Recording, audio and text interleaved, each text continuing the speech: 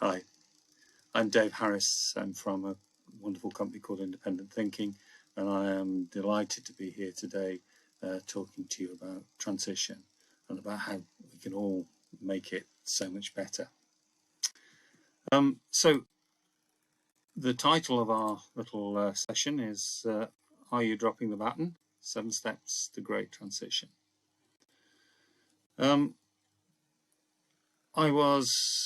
I still am Managing Director of Independent Thinking. I was a head teacher. I've been a head teacher across all the phases of education, as at one point I did work and amalgamate across the 3 to 18 school. And it's in that really got me excited and amazed and horrified all in one about the differences between primary and secondary. I was originally trained as a secondary teacher, and it really did open my eyes to the world that we were perhaps missing in the way that we naturally organise our education. So I've written a few books. My first was one called Are You Dropping the Baton? I've written many since then, including a couple with the wonderful John Westburnham, who sadly died recently. My most recent book is Independent Thinking on Transition, which is what's caused me to do this today. And I do work across all parts of the world, so my comments are not just restricted to the English or Welsh situation, but across everywhere, because I do think transition is something that across the world we're not usually getting right, which is really sad. So there's a few of the books that I've had parts of or written. So the big question is, how do we grow great learners? Because if that isn't the point about education, if that isn't the point about what we do, wow, I kind of think we're in the wrong thing. So that's what I've covered in Independent Thinking's book, Independent Thinking on Transition. And I'll cover a number of things from there. I suppose the first thing I want to point out is that we've got to get the words right, because I've spoken to some heads in the past who said, oh yeah, we do fantastic transition at our school, and I'm really excited, and I go to listen to what they've got to say, and I'm always crestfallen with when what I actually realise they're talking about is a day of usually forensic science in July, when all the kids come from the year 6s up to the year 7s. And I'm not saying they aren't wonderful days, of course they are. But if you believe that's transition, you're missing the point. Those are really clearly a process which I'd call induction. Primary and secondary are different, and I'm not judging that. I can't really do it in 3 dimensions as it perhaps deserves. I'm not implying that secondary is higher than primary. I'm just saying they're very different. And there's a bump between the two of them. And the process that we talk about in July, when people go and spend a day doing a bit of science or whatever in the school, is actually about smoothing that bump. That's induction.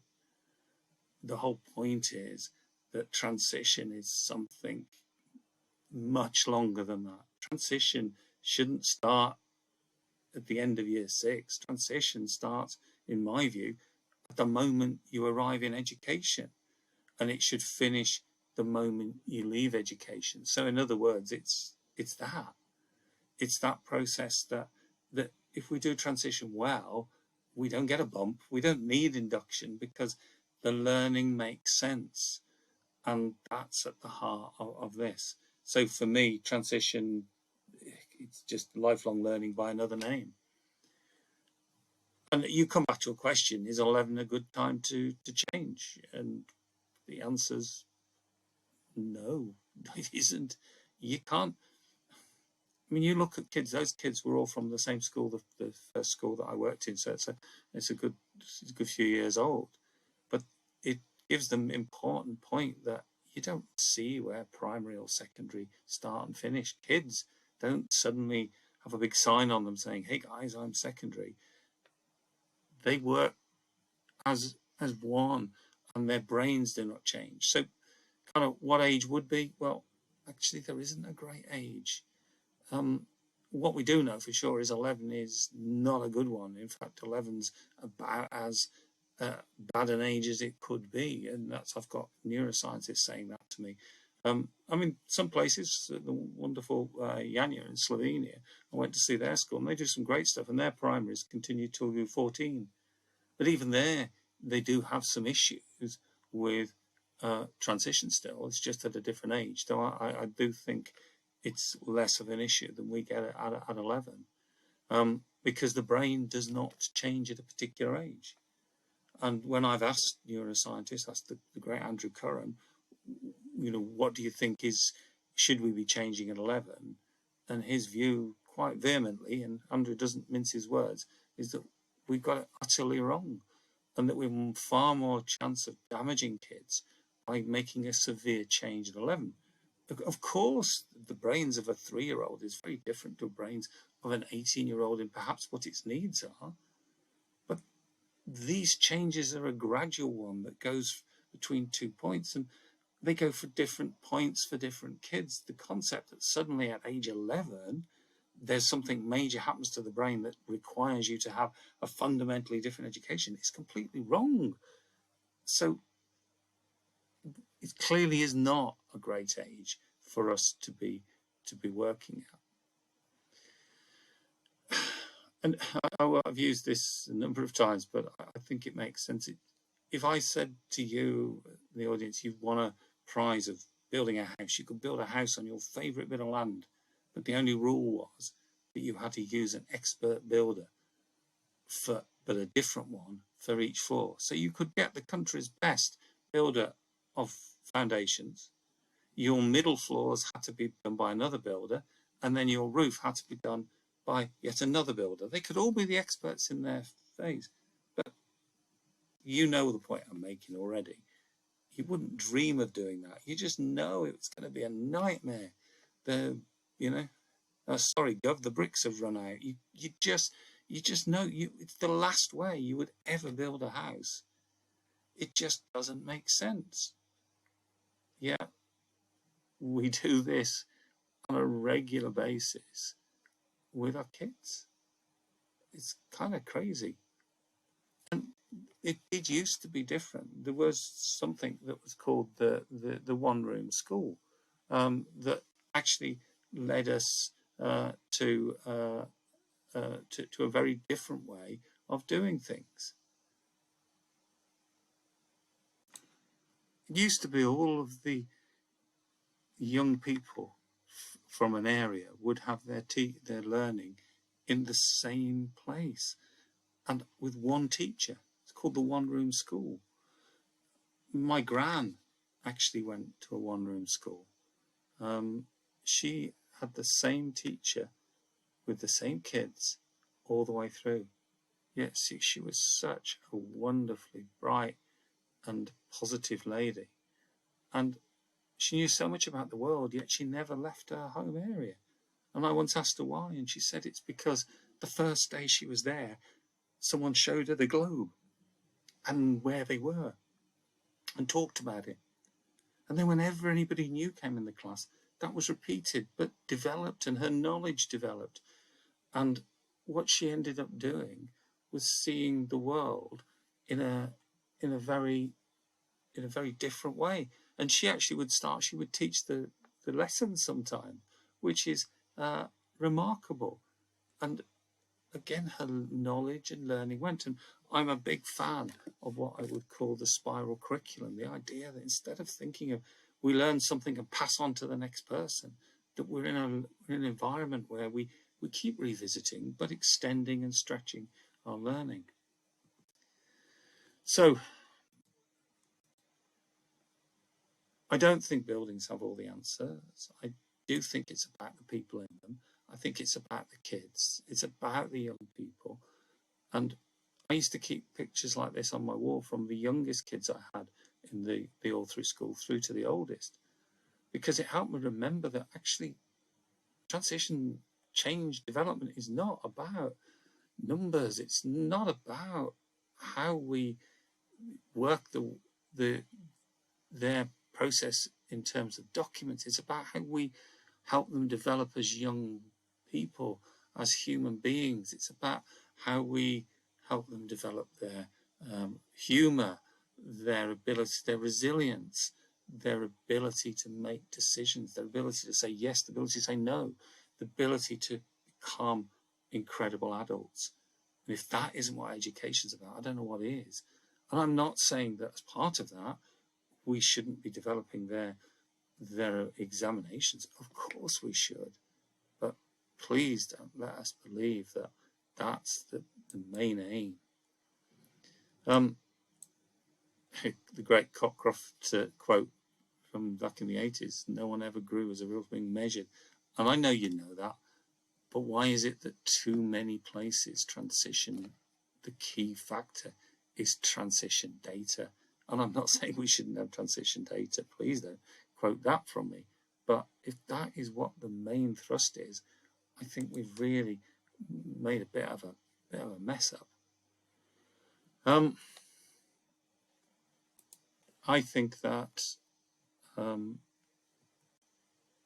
one of the key factors that we should look at is back to the stuff that many of us learned, particularly old so-and-sos like me. We learned our teacher training around Maslow's hierarchy of needs.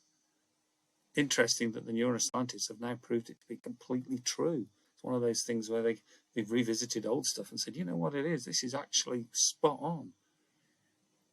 Yeah, so if this is true, what we need for learning, that we need to take note of the biological needs, the safety needs, the belonging, the love needs, if we've got those as elements, why is it too often I see transition focused at the top ends, at the cognitive needs? Of course we need to take the cognitive needs in, but if we haven't done the others, perhaps this starts to explain why research around the world is suggesting we make such a bad job of transition.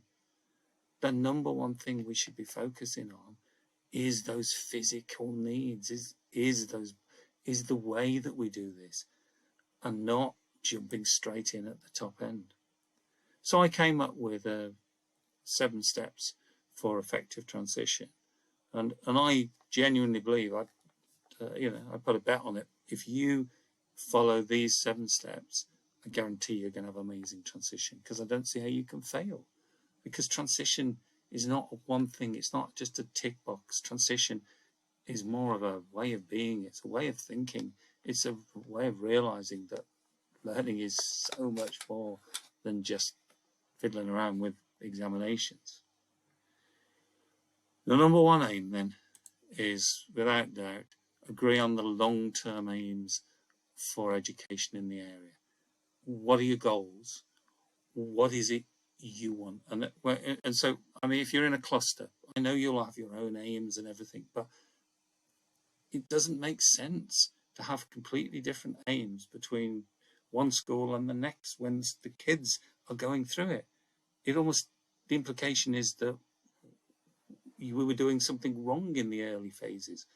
If you have a joint considered vision, well, if you don't want to call it a vision, if you want to call it your heart words, if you have this is what we do there, those words should be very similar that I see and hear in the primary corridors as I hear in the secondary. A feeling that we're a family, we're all going in the same way. You know, if you're going on holiday with your neighbours, the first thing you do is decide on the same destination. Well, it wouldn't be much of a holiday. So for me, the first step to making this amazing journey is to agree where you're going.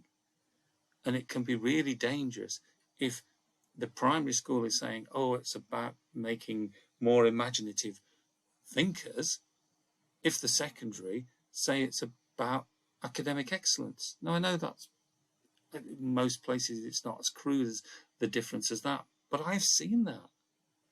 So agree what you're trying to do. And whatever you're trying to do, it's not for me to tell you what a good aim for education is in your area. What I'm saying is have the same one. Agree on it so that the kids feel as if they're in a lifelong process, not as if they're a ball being passed from one team to another. The next stage, and the really important one, is increase the understanding of the phase. Because I have heard, I work with teachers and head teachers in all phases, and it really upsets me when I sit in a staff room and I hear such rubbish being said about another phase. You know, whether that's secondary really misunderstanding primary, or primary really misunderstanding secondary. I just hear things that are born out of ignorance. It's not out of dislike. Of course it isn't. We most of the teachers I know are trying to do an amazing job with limited resources. So let's not play the blame game. Let's try and understand how each side works. Try and understand how the phase sort of functions, and what the points are, and what a good lesson is in those. Not play spot the difference to try and work it, but actually to try and look.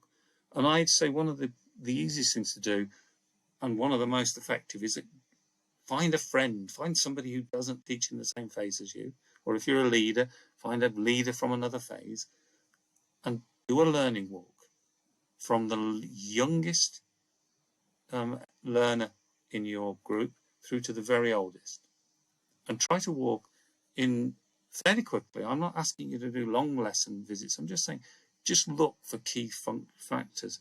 And that sheet was a starter one that I included in the book, and I also included in my book with John West Burnett. It's just saying, just look at what happens in the lesson. How quickly does it start? Are kids writing in books, or are they writing in note sheets, or are they working online? Do they put their hands up? Do they walk out of their seats?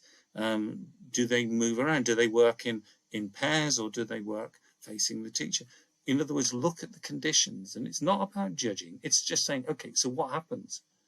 And then what I'm asking you to do is do that as quickly as you can, from your 3-year-olds right through to your 16, 17, 18-year-olds. And look to see what similarities there are. Celebrate the stuff that happens very similar, but then try to look at the trends. What changes do you notice? For example, do you notice that the pictures on the wall get less colourful as you grow older? I mean, that's a stereotype, and I'm sure there'll be some secondary people watching this now going, oh, my walls are very colourful. Great. I'm just giving an example. In your area, what are the trends that you see? And the most important is, are these the trends you want?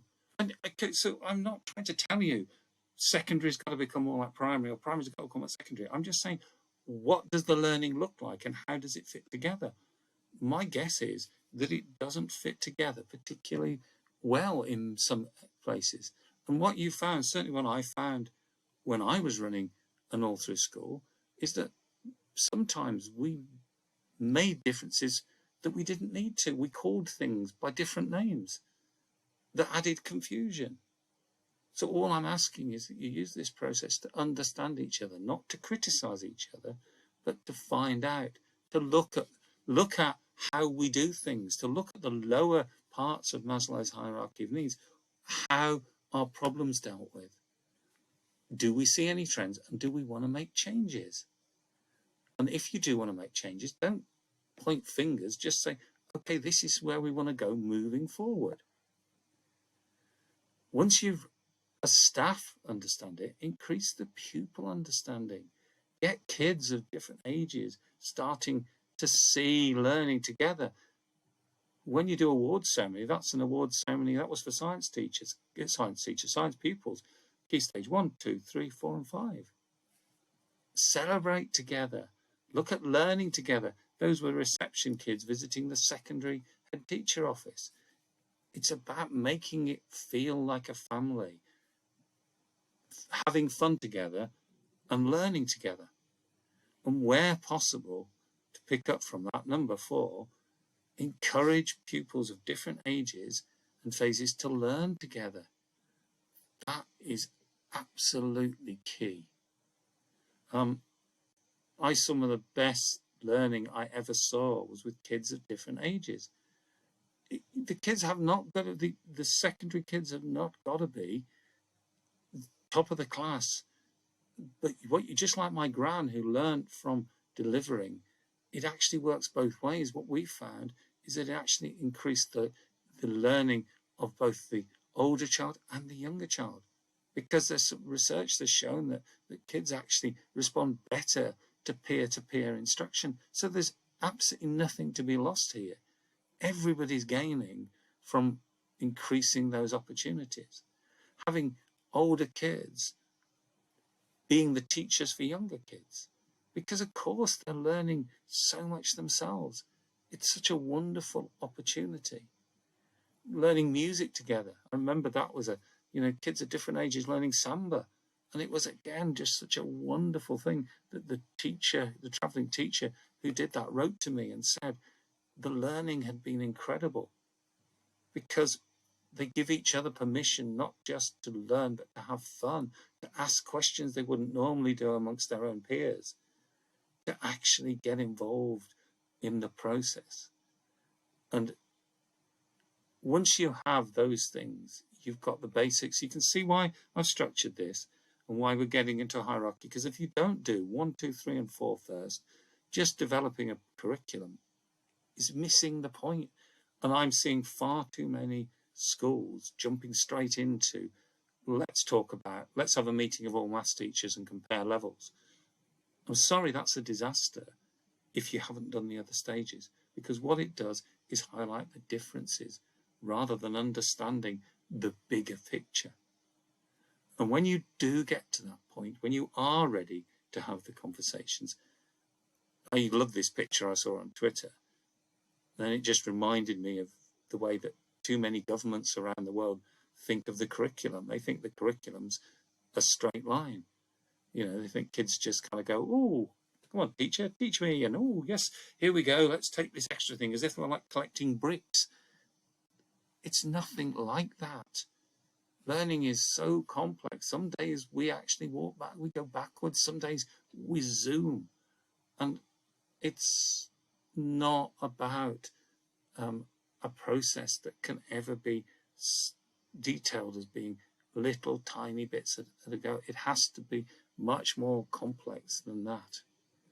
And for that very reason, I would encourage you, if you are starting to think about developing a curriculum across your area, and I love the fact that in Wales this is happening per se now because of the changes that are happening into the national curriculum. But in England, if you start this process, please don't think of it as a linear process. Think of it like back to our one-room classroom. Think about the process of developing something that revisits that learning, that revisits and extends. That's the best way to think about our spiral curriculum.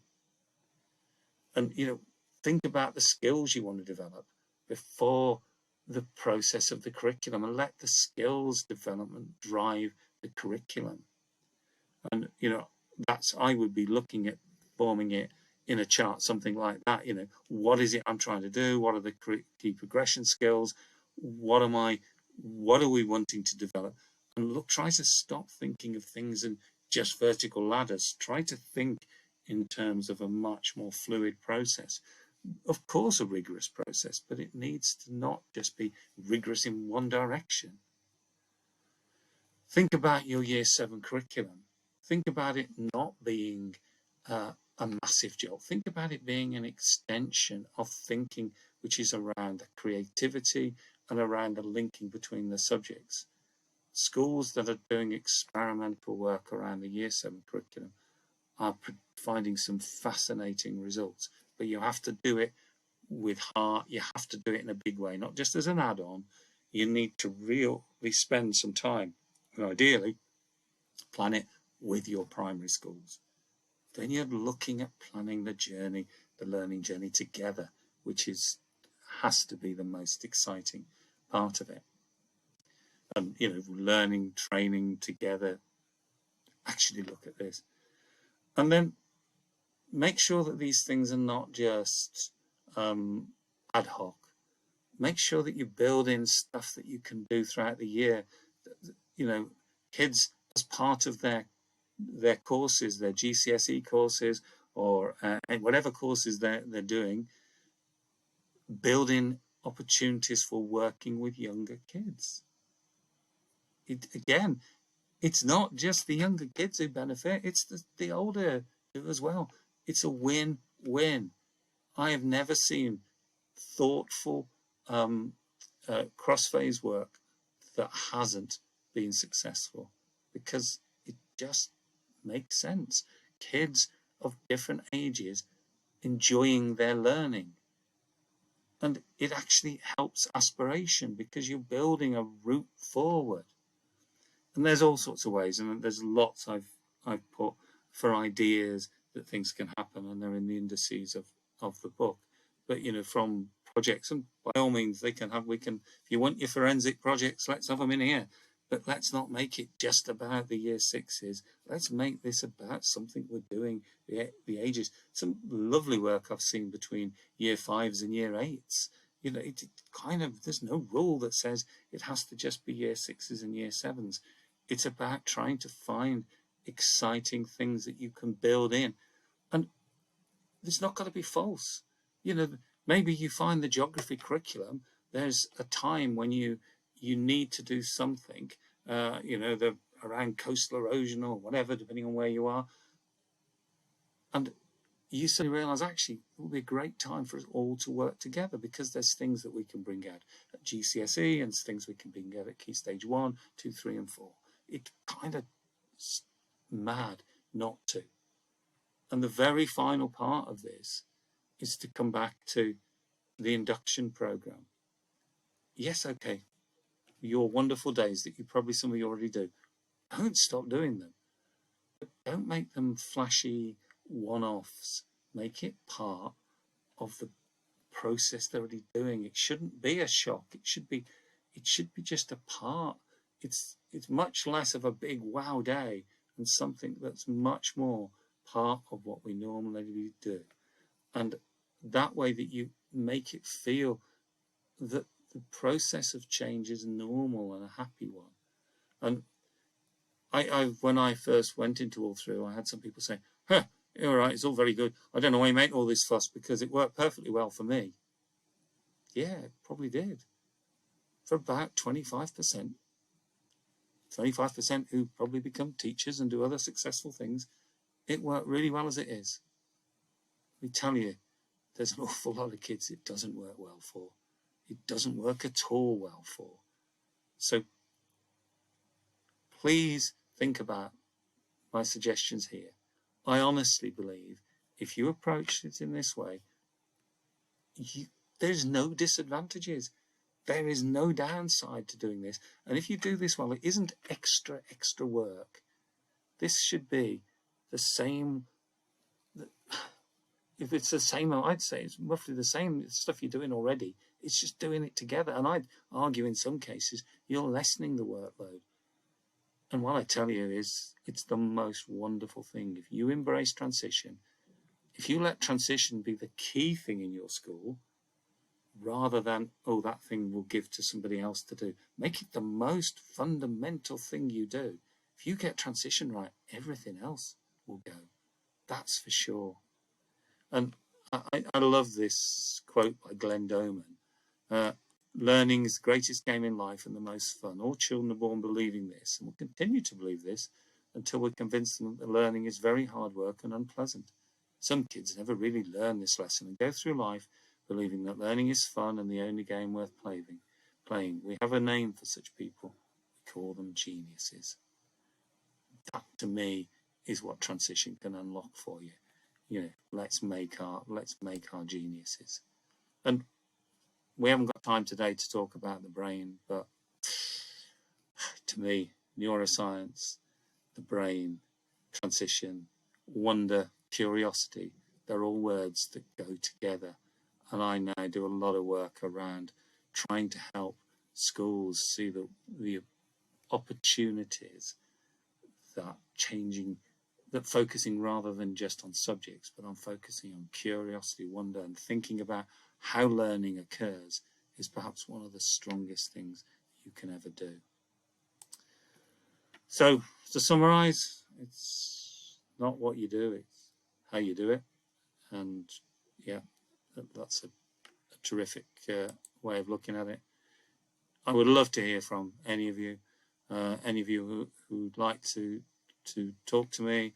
You can contact us, Independent Thinking. Look us up on independentthinking.co.uk. Lots of free stuff on there.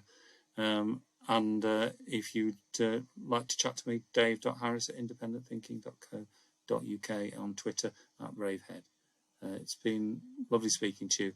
I hope you found something in there that makes sense to you, and I hope that that you have good transition in the future. Thank you very much for listening.